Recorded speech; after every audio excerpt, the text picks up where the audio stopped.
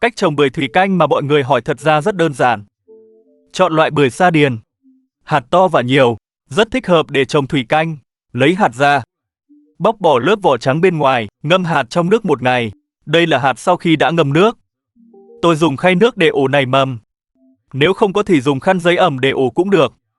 Đặt đầu nhọn của hạt hướng xuống dưới. Như vậy rễ mọc ra sẽ thẳng. Sau đó xịt nước và đậy kín để ủ nảy mầm. Nhớ đặt ở nơi ấm áp để hạt nảy nhanh hơn.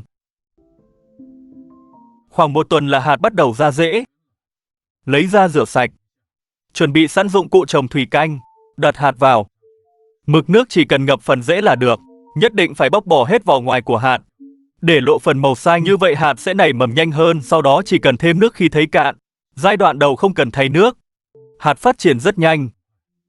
Đây là thành của sau hơn 20 ngày. Là có ngay một chậu cây xanh miễn phí.